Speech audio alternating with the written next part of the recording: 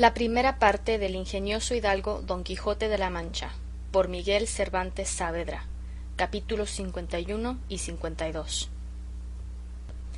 Capítulo 51, que trata de lo que contó el cabrero a todos los que llevaban a Don Quijote. 3 leguas de este valle está una aldea que, aunque pequeña, es de las más ricas que hay en todos estos contornos, en la cual había un labrador muy honrado, y tanto que, aunque es anexo al ser rico el ser honrado, más lo era él por la virtud que tenía que por la riqueza que alcanzaba. Mas lo que le hacía más dichoso, según él decía, era tener una hija de tan extremada hermosura, rara discreción, donaire y virtud, que el que la conocía y la miraba se admiraba de ver las extremadas partes con que el cielo y la naturaleza la habían enriquecido. Siendo niña fue hermosa, y siempre fue creciendo en belleza, y en la edad de 16 años fue hermosísima. La fama de su belleza se comenzó a extender por todas las circunvecinas aldeas. ¿Qué digo yo por las circunvecinas no más? Si se extendió a las apartadas ciudades, y aun se entró por las salas de los reyes, y por los oídos de todo género de gente, que, como a cosa rara o como a imagen de milagros, de todas partes a verla venían. Guardábala su padre, y guardábase ella. Que no hay candados, guardas ni cerraduras que mejor guarden a una doncella que las del recato propio. La riqueza del padre y la belleza de la hija movieron a muchos, así del pueblo como forasteros, a que por mujer se la pidiesen, mas él, como a quien tocaba disponer de tan rica joya, andaba confuso, sin saber determinarse a quién le entregaría de los infinitos que le importunaban. Y entre los muchos que tan buen deseo tenían, fui yo uno, a quien dieron muchas y grandes esperanzas de buen suceso conocer que el padre conocía quién yo era, el ser natural del mismo pueblo, limpio en sangre, en la edad floreciente, en la hacienda muy rico y en el ingenio no menos acabado. Con todas estas mismas partes la pidió también otro del mismo pueblo, que fue causa de suspender y poner en balanza la voluntad del padre, a quien parecía que con cualquiera de nosotros estaba su hija bien empleada. Y por salir de esta confusión, determinó decírselo a Leandra, que así se llama la rica que en miseria me tiene puesto, advirtiendo que, pues los dos éramos iguales, era bien dejar a la voluntad de su querida hija el escoger a su gusto, cosa digna de imitar de todos los padres que a sus hijos quieren poner en estado. No digo yo que los dejen escoger en cosas ruines y malas, sino que se las propongan buenas, y de las buenas que escojan a su gusto. No sé yo el que tuvo Leandra. Solo sé que el padre nos entretuvo a entrambos con la poca edad de su hija y con palabras generales, que ni le obligaban ni nos desobligaba tampoco. Llámase mi competidor Anselmo, y yo Eugenio, porque vais con noticia de los nombres de las personas que en esta tragedia se contienden, cuyo fin aún está pendiente, pero bien se deja entender que será desastrado. En esta sazón vino a nuestro pueblo un Vicente de la Rosa, hijo de un pobre labrador del mismo lugar, el cual Vicente venía de las Italias y de otras diversas partes de ser soldado. Llevóle de nuestro lugar, siendo muchacho de hasta 12 años, un capitán que con su compañía por allí acertó a pasar, y volvió el mozo de allí a otros 12, vestido a la soldadesca, pintado con 1000 colores, lleno de 1000 dijes de cristal y sutiles cadenas de acero. Hoy se ponía una gala y mañana otra, pero todas sutiles, pintadas de poco peso y menos tomo. La gente labradora, que de suyo es maliciosa, y dándole el ocio lugar es la misma malicia,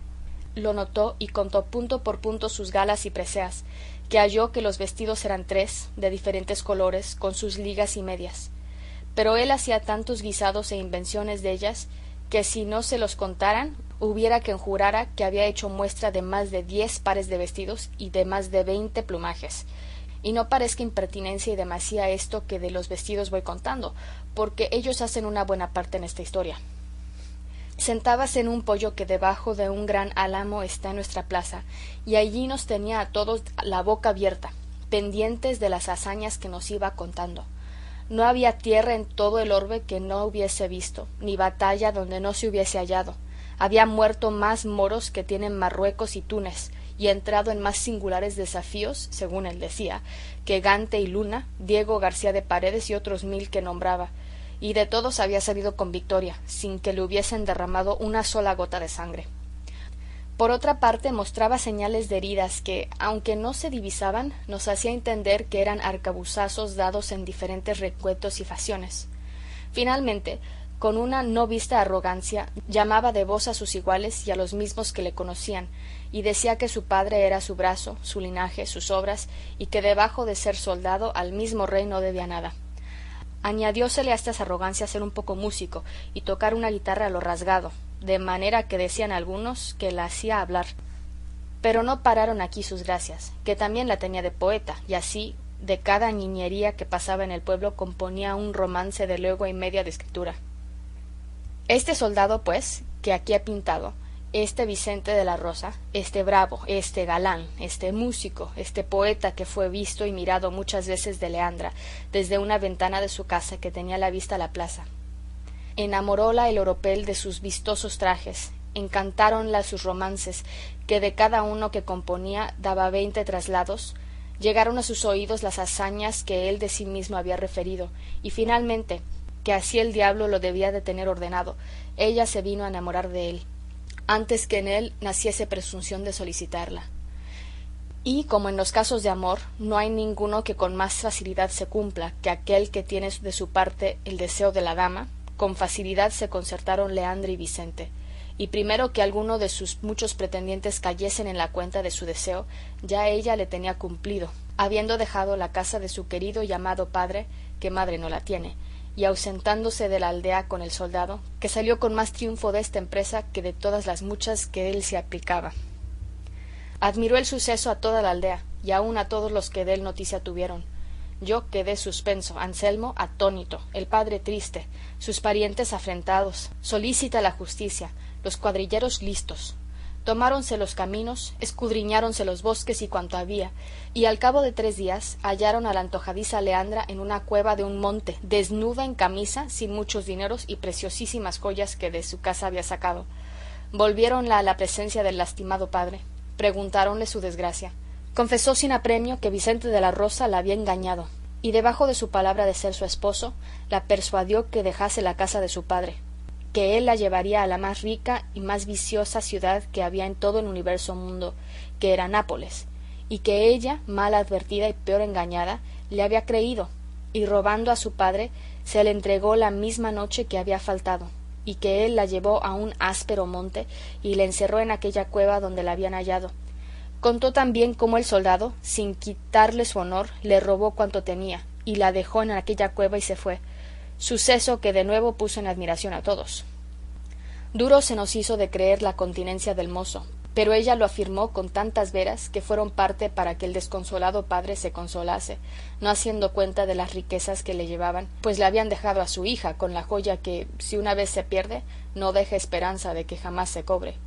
El mismo día que pareció Leandra la desapareció su padre de nuestros ojos y la llevó a encerrar en un monasterio de una villa que está aquí cerca, esperando que el tiempo gaste alguna parte de la mala opinión en que su hija se puso. Los pocos años que Leandra sirvieron de disculpa de su culpa, a lo menos con aquellos que no les iba algún interés en que ella fuese mala o buena, pero los que conocían su discreción y mucho entendimiento no atribuyeron a ignorancia su pecado, sino a su desenvoltura y a la natural inclinación de las mujeres, que, por la mayor parte, suele ser desatinada y mal compuesta. Encerrada Leandra, quedaron los ojos de Anselmo ciegos, a lo menos sin tener cosa que mirar que contento le diese. Los míos en tinieblas, sin luz que a ninguna cosa de gusto les encaminase. Con la ausencia de Leandra crecía nuestra tristeza, apocábase nuestra paciencia, maldecíamos las galas del soldado y abominábamos del poco recato del padre de Leandra. Finalmente Anselmo y yo nos concertamos de dejar la aldea y venirnos a este valle, donde él, apacentando una gran cantidad de ovejas suyas propias y yo un numeroso rebaño de cabras, también mías, pasamos la vida entre los árboles, dando vado a nuestras pasiones, o cantando juntos alabanzas o vituperios de la hermosa Leandra, o suspirando solos y a solas comunicando con el cielo nuestras querellas. A imitación nuestra, otros muchos de los pretendientes de Leandra se han venido a estos ásperos montes, usando el mismo ejercicio nuestro, y son tantos que parece que este sitio se ha convertido en la pastoral Arcadia, según está colmo de pastores y de apriscos, y no hay parte en él donde no se oiga el nombre de la hermosa Leandra. Éste la maldice y la llama antojadiza, varia y deshonesta, aquél la condena por fácil y ligera, tal la absuelve y perdona, y tal la justicia y vitupera, uno celebra su hermosura, otro reniega de su condición, y en fin, todos la deshonran y todos la adoran, y de todos se extiende a tanto la locura, que hay quien se queje de desdén sin haberla jamás hablado, y aun quien se lamente y sienta la rabiosa enfermedad de los celos, que ella jamás dio a nadie. Porque, como ya tengo dicho, antes se supo su pecado que su deseo. No hay hueco de peña, ni margen de arroyo, ni sombra de árbol, que no esté ocupada de algún pastor que sus desventuras a los aires cuente. El eco repite el nombre de Leandra donde quiera que pueda formarse. Leandra resuenan los montes, Leandra murmuran los arroyos, y Leandra nos tiene a todos suspensos y encantados, esperando sin esperanza y temiendo sin saber de qué tememos. Entre estos disparatados, el que muestra que menos y más juicio tiene es mi competidor Anselmo, el cual, teniendo tantas otras cosas de qué quejarse, sólo se queja de ausencia, y al son de un rabel que admirablemente toca, con versos donde muestra su buen entendimiento, cantando se queja. Yo sigo otro camino más fácil, y a mi parecer el más acertado, que es decir mal de la ligereza de las mujeres, de su inconstancia, de su doble trato, de sus promesas muertas, de su fe rompida y finalmente del poco discurso que tienen en saber colocar sus pensamientos e intenciones que tienen. Y esta fue la ocasión, señores, de las palabras y razones que dije a esta cabra cuando aquí llegué, que por ser hembra la tengo en poco, aunque es la mejor de todo mi apero. Esta es la historia que prometí contaros. Si he sido en el contarla prolijo, no seré en serviros corto. Cerca de aquí tengo mi majada, y en ella tengo fresca leche y muy sabrosísimo queso, con otras varias y sazonadas frutas, no menos a la vista que al gusto agradables. Fin del capítulo 51. Capítulo 52. De la pendencia que don Quijote tuvo con el cabrero, con la rara aventura de los decemplinantes, a quien dio felice fin a costa de su sudor. General gusto causó el cuento del cabrero a todos los que escuchándole habían. Especialmente le recibió el canónigo, que con extraña curiosidad notó la manera con que le había contado, tan lejos de parecer rústico cabrero, cuán cerca de mostrarse discreto cortesano. Y así dijo que había dicho muy bien el cura en decir que los montes criaban letrados. Todos se ofrecieron a Eugenio, pero el que más se mostró liberal en esto fue don Quijote, que le dijo: por cierto, hermano cabrero, que si yo me hallara posibilitado de poder comenzar alguna aventura, que luego me pusiera en camino porque vos la tuviérades buena, que yo sacara del monesterio donde sin duda alguna debe de estar contra su voluntad a Leandra, a pesar de la abadesa y de cuantos quisieran estorbarlo, y os la pusiera en vuestras manos, para que hiciérades de ella a toda vuestra voluntad y taltante guardando, pero las leyes de la caballería, que mandan que a ninguna doncella se le sea fecho desaguisado alguno, aunque yo espero en Dios nuestro Señor, que no ha de poder tanto la fuerza de un encantador malicioso, que no pueda más la de otro encantador mejor intencionado, y para entonces os prometo mi favor y ayuda, como me obliga mi profesión, que no es otra sino es favorecer a los desvalidos y menesterosos. Miróle el cabrero y, como vio a don Quijote de tan mal pelaje y catadura, admiróse y preguntó al barbero, que cerca de sí tenía: señor, ¿quién es este hombre que tal talle tiene y de tal manera habla? ¿Quién ha de ser?, respondió el barbero, sino el famoso don Quijote de la Mancha, desfacedor de agravios, enderezador de tuertos, el amparo de las doncellas, el asombro de los gigantes y el vencedor de las batallas. Eso me semeja, respondió el cabrero, a lo que se lee en los libros de caballeros andantes, que hacían todo eso que de este hombre vuestra merced dice, puesto que para mí tengo o que vuestra merced se burla, o que este gentil hombre debe tener vacíos los aposentos de la cabeza. Sois un grandísimo bellaco, dijo a esta sazón don Quijote, y vos sois el vacío y el menguado, que yo estoy más lleno que jamás lo estuvo la muy y de puta que os parió. Y diciendo y haciendo, arrebató de un pan que junto a sí tenía, y dio con él al cabrero en todo el rostro, con tanta furia que le remachó las narices. Mas el cabrero, que no sabía de burlas, viendo con cuántas veras le maltrataban, sin tener respeto a la alhombra, ni a los manteles, ni a todos aquellos que comiendo estaban, saltó sobre don Quijote y asiéndole del cuello con entrambas manos no dudara de ahogalle si Sancho Panza no llegara en aquel punto y le asiera por las espaldas y diera con él encima de la mesa, quebrando platos, rompiendo tazas y derramando y esparciendo cuanto en ella estaba. Don Quijote, que se vio libre, acudió a subirse sobre el cabrero, el cual, lleno de sangre el rostro, molido a coces de Sancho, andaba buscando a gatas algún cuchillo de la mesa para hacer alguna sanguinolenta venganza, pero estorbábanselo el canónigo y el cura. Mas el barbero hizo de suerte que el cabrero cogió debajo de sí a don Quijote, sobre el cual llovió tanto número de mojizones que del rostro del pobre caballero llovía tanta sangre como del suyo. Reventaban de risa el canónigo y el cura, saltaban los cuadrilleros de gozo, zuzaban los unos y los otros, como hacen a los perros cuando en pendencia están trabados. Sólo Sancho Panza se desesperaba, porque no se podía desasir de un criado del canónigo que le estorbaba que a su amo no ayudase. En resolución, estando todos en regocijo y fiesta, sino los dos aporreantes que se carpían, oyeron el son de una trompeta tan triste que les hizo volver los rostros hacia donde les pareció que sonaba, pero el que más se alborotó de oírle fue don Quijote, el cual, aunque estaba debajo del cabrero, harto contra su voluntad y más que medianamente molido, le dijo: Hermano demonio, que no es posible que dejes de serlo, pues has tenido valor y fuerzas para sujetar las mías. Ruégote que hagamos treguas, no más de por una hora, porque el doloroso son de aquella trompeta que a nuestros oídos llega me parece que alguna nueva aventura me llama. El cabrero, que ya estaba cansado de moler y ser molido, le dejó luego, y don Quijote se puso en pie, volviendo a sí mismo el rostro a donde el son se oía, y vio a deshora que por un recuesto bajaban muchos hombres vestidos de blanco a modo de disciplinantes.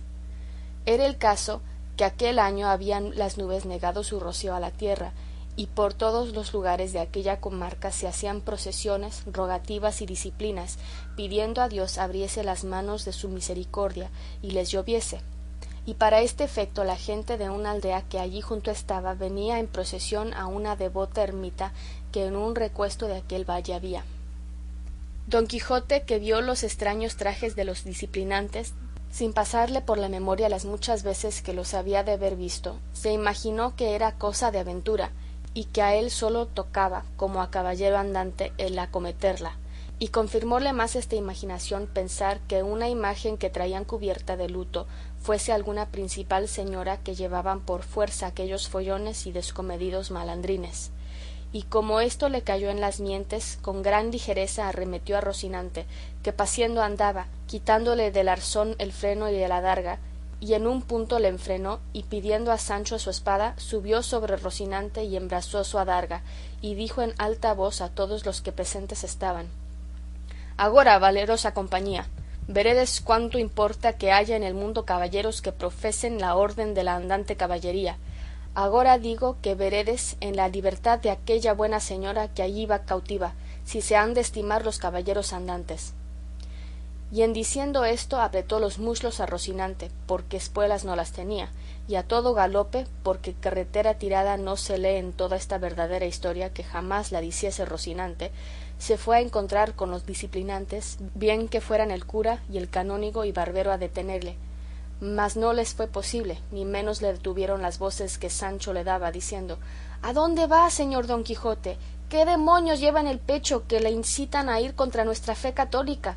Advierta, mal haya yo, que aquella es procesión de disciplinantes, y que aquella señora que llevan sobre la peana es la imagen beneditísima de la Virgen sin mancilla. Mire, señor, lo que hace, que por esta vez se puede decir que no es lo que sabe. Fatigóse en vano Sancho, porque su amo iba tan puesto en llegar a los ensabanados y en librar a la señora enlutada, que no oyó palabra, y aunque la oyera, no volviera, si el rey se lo mandara. Llegó pues a la procesión y paró a Rocinante, que ya llevaba deseo de quietarse un poco, y con turbada y ronca voz dijo: Vosotros que quizá por no ser buenos os encubrís los rostros, atended y escuchad lo que deciros quiero. Los primeros que se detuvieron fueron los que la imagen llevaban, y uno de los 4 clérigos que cantaban las ledanías. Viendo la extraña catadura de don Quijote, la flaqueza de Rocinante y otras circunstancias de risa que notó y descubrió en don Quijote, le respondió diciendo: Señor hermano, Si nos quiere decir algo, dígalo presto, porque se van estos hermanos abriendo las carnes, y no podemos ni es razón que nos detengamos a oír cosa alguna, si ya no es tan breve que en 2 palabras se diga. En una lo diré, replicó don Quijote, y es esta, que luego al punto dejéis libre a esta hermosa señora, cuyas lágrimas y triste semblante dan claras muestras que la lleváis contra su voluntad, y que algún notorio desaguisado le habéis fecho. Y yo, que nací en el mundo para desfacer semejantes agravios, no consentiré que un solo paso adelante pase sin darle la deseada libertad que merece. En estas razones cayeron todos los que las oyeron que don Quijote debía de ser algún hombre loco, y tomáronse a reír muy de gana, cuya risa fue poner pólvora a la cólera de don Quijote, porque sin decir más palabra, sacando la espada arremetió a las andas. Uno de aquellos que las llevaban, dejando la carga a sus compañeros, salió al encuentro de don Quijote, enarbolando una horquilla o bastón con que sustentaba las andas, en tanto que descansaba, y recibiendo en ella una gran cuchillada que le tiró don Quijote, con que se la hizo 2 partes, con el último tercio que le quedó en la mano, dio tal golpe a don Quijote encima de un hombre, por el mismo lado de la espada, que no pudo cubrir el adargo contra villana fuerza, que el pobre don Quijote vino al suelo muy mal parado. Sancho Panza, que jadeando le iba a los alcances, viéndole caído, dio voces a su moledor que no le diese otro palo, porque era un pobre caballero encantado, que no había hecho mal a nadie en todos los días de su vida. Mas lo que detuvo al villano no fueron las voces de Sancho, sino el ver que don Quijote no bullía pie ni mano, y así, creyendo que le había muerto, con priesa se alzó la túnica de la cinta y dio a huir por la campaña como un gamo. Ya en esto llegaron todos los de la compañía de don Quijote a donde él estaba, y más los de la procesión, que los vieron venir corriendo, y con ellos los cuadrilleros con sus ballestas, temieron algún mal suceso, y hiciéronse todos un remolino alrededor de la imagen, y alzados los capirotes, empuñando las disciplinas, y los clérigos los ciriales, esperaban el asalto con determinación de defenderse y aun ofender, si pudiesen, a sus acometedores. Pero la fortuna lo hizo mejor que se pensaba, porque Sancho no hizo otra cosa que arrojarse sobre el cuerpo de su señor, haciendo sobre él el más doloroso y risueño llanto del mundo, creyendo que estaba muerto. El cura fue conocido de otro cura que en la procesión venía, cuyo conocimiento puso en sosiego el concebido temor de los 2 escuadrones. El primer cura dio al segundo en 2 razones cuenta de quién era don Quijote, y así él como toda la turba de los disciplinantes fueron a ver si estaba muerto el pobre caballero, y oyeron que Sancho Panza con lágrimas en los ojos decía: «Oh flor de la caballería, que con solo un garrotazo acabaste la carrera de tus tan bien gastados años. Oh honra de tu linaje, honor y gloria que toda la Mancha, y aun todo el mundo, el cual faltando tú en él, quedará lleno de malhechores, sin temor de ser castigados de sus malas fechorías. Oh liberal sobre todos los Alejandros, pues por solos 8 meses de servicio me tenías dada la mejor ínsula que el mar ciñe y rodea.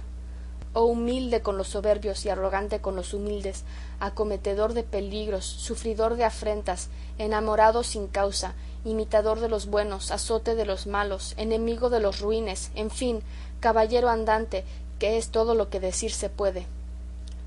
Con las voces y gemidos de Sancho revivió don Quijote, y la primer palabra que dijo fue: «El que de vos vive ausente, dulcísima Dulcinea, a mayores miserias que éstas está sujeto. Ayúdame, Sancho amigo, a ponerme sobre el carro encantado, que ya no estoy para oprimir la silla de Rocinante, porque tengo todo este hombro hecho pedazos».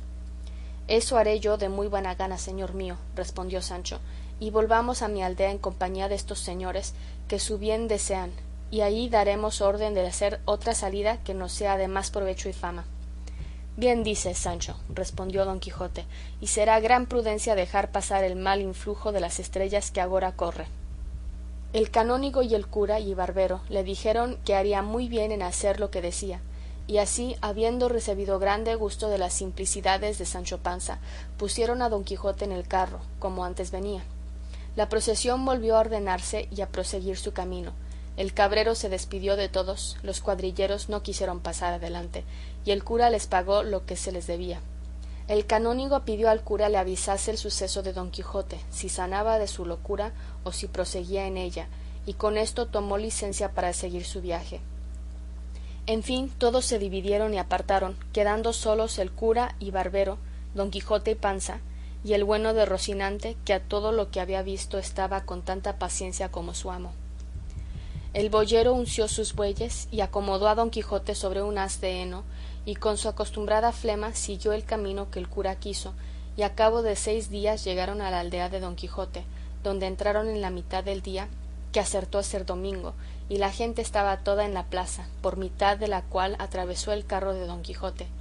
Acudieron todos a ver lo que en el carro venía, y cuando conocieron a su compatrioto, quedaron maravillados, y un muchacho acudió corriendo a dar las nuevas a su ama y a su sobrina, de que su tío y su señor venía flaco y amarillo, y tendido sobre un montón de heno y sobre un carro de bueyes. Cosa de lástima fue oír los gritos que las dos buenas señoras alzaron, las bofetadas que se dieron, las maldiciones que de nuevo echaron a los malditos libros de caballerías, todo lo cual se renovó cuando vieron entrar a don Quijote por sus puertas. A las nuevas desta venida de don Quijote acudió la mujer de Sancho Panza, que ya había sabido que había ido con él sirviéndole de escudero, y así como vio a Sancho, lo primero que le preguntó fue que si venía bueno el asno. Sancho respondió que venía mejor que su amo. Gracias sean dadas a Dios, replicó ella, que tanto bien me ha hecho. Pero contadme agora, amigo, qué bien habéis sacado de vuestras escuderías, qué saboyana me traéis a mí, qué zapaticos a vuestros hijos. No traigo nada de eso, dijo Sancho, mujer mía, aunque traigo otras cosas de más movento y consideración. De eso recibo yo mucho gusto, respondió la mujer. Mostradme estas cosas de más consideración y más momento, amigo mío, que las quiero ver para que se me alegre este corazón que tan triste y descontento ha estado en todos los siglos de vuestra ausencia.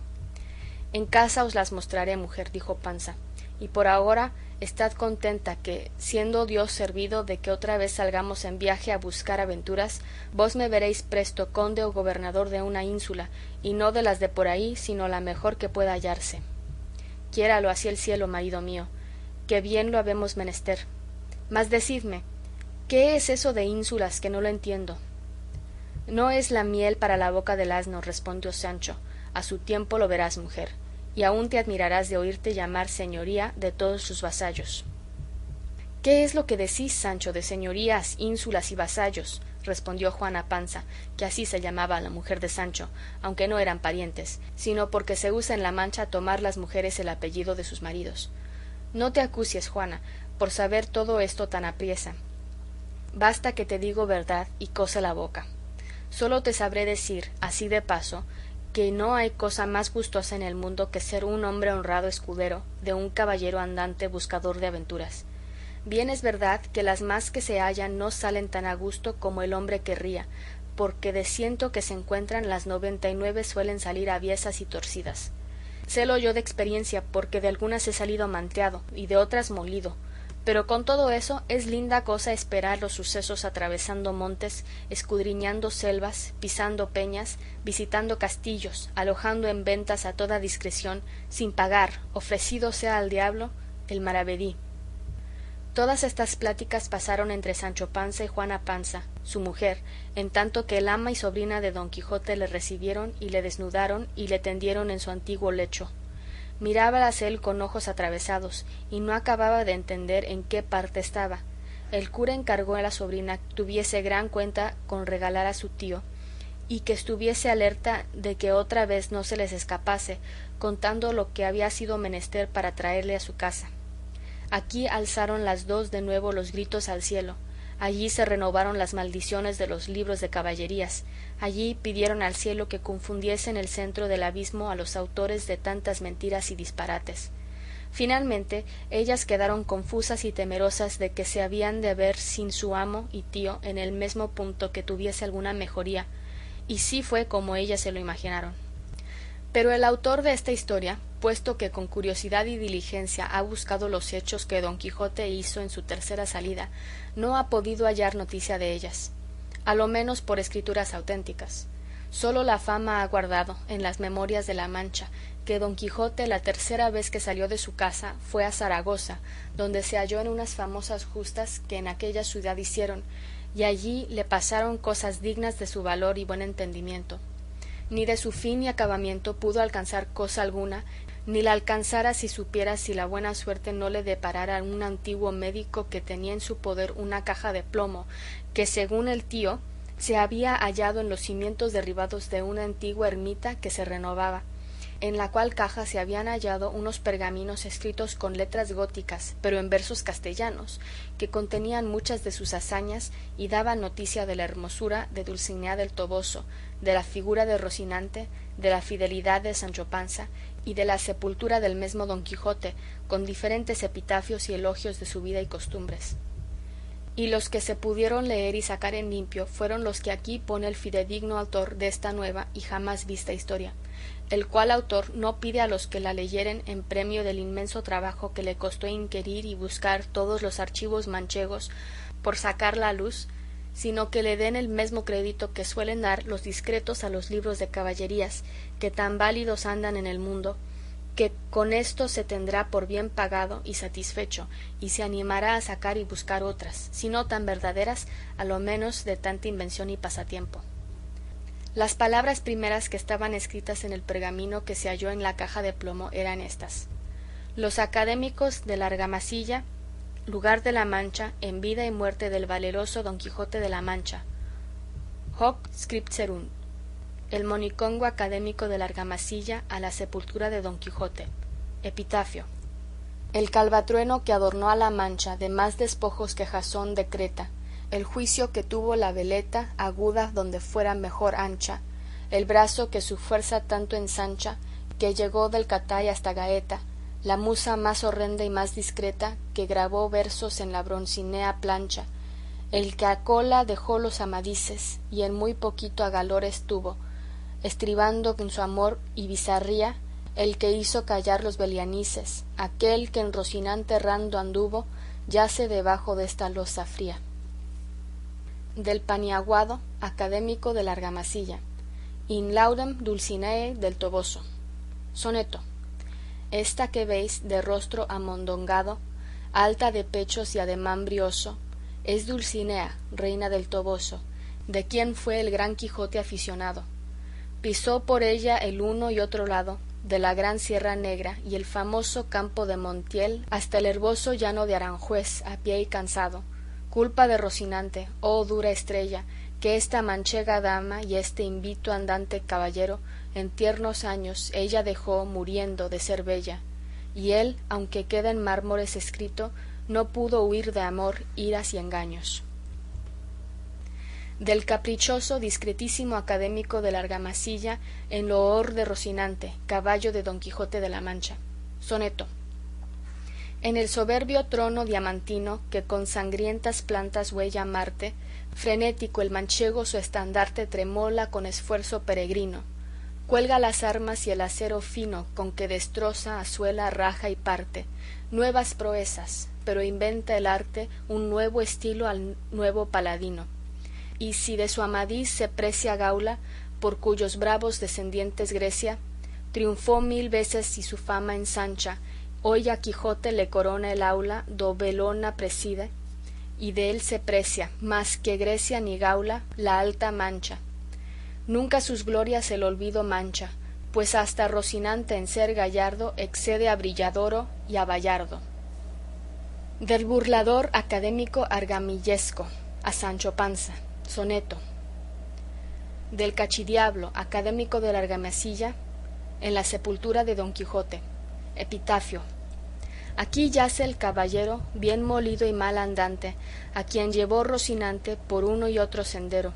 Sancho Panza el majadero yace también junto a él, escudero el más fiel que vio el trato de escudero. Del Tiquitoc académico de la Argamasilla en la sepultura de Dulcinea del Toboso. Epitafio. Reposa aquí Dulcinea, y aunque de carnes rolliza, la volvió en polvo y ceniza la muerte espantable y fea. Fue de castiza ralea y tuvo asomos de dama, del gran Quijote fue llama y fue gloria de su aldea. Estos fueron los versos que se pudieron leer. Los demás, por estar carcomida la letra, se entregaron a un académico para que por conjeturas los declarase. Tiénese noticia que lo ha hecho, a costa de muchas vigilias y mucho trabajo, y que tiene intención de sacarlos a luz con esperanza de la tercera salida de Don Quijote. Forsi altro canterá con miglior plectio. Finis. Capítulo 52. Fin de la primera parte del ingenioso hidalgo Don Quijote de la Mancha.